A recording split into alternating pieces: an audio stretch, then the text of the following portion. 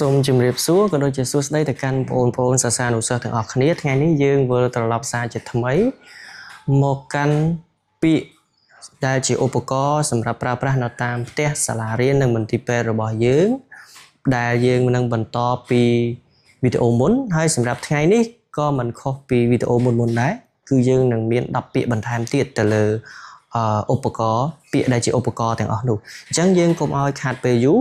យើងចូលទៅមើលពាក្យទាំង10ថ្មីរបស់យើងទាំងអស់គ្នាបាទអូខេ Implements used in the house school and hospital អូខេទី1សម្រាប់ថ្ងៃពាក្យរបស់យើងថ្ងៃនេះគឺយើងមានពាក្យ Derrick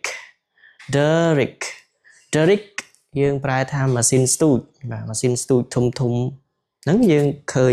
អូខេទី2 doll យើងប្រែថាតុក្កតាទី3យើងមានពាក្យ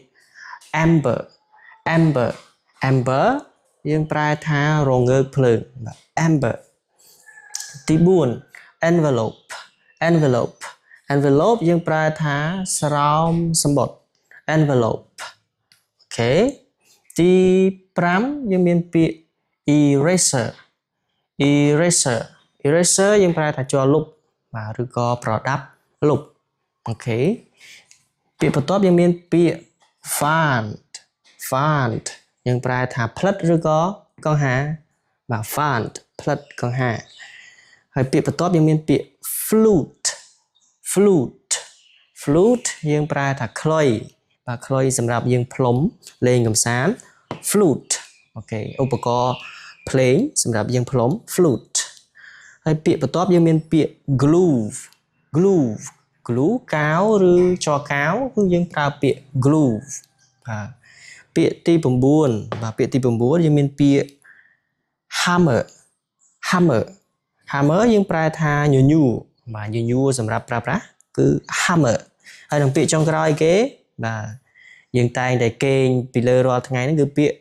hammock យើងប្រែថាអង្រឹងបាទសម្រាប់ពាក្យថ្មីរបស់យើង10ពាក្យថ្ងៃនេះគឺយើងមានតែប៉ុណ្្នឹងទេអ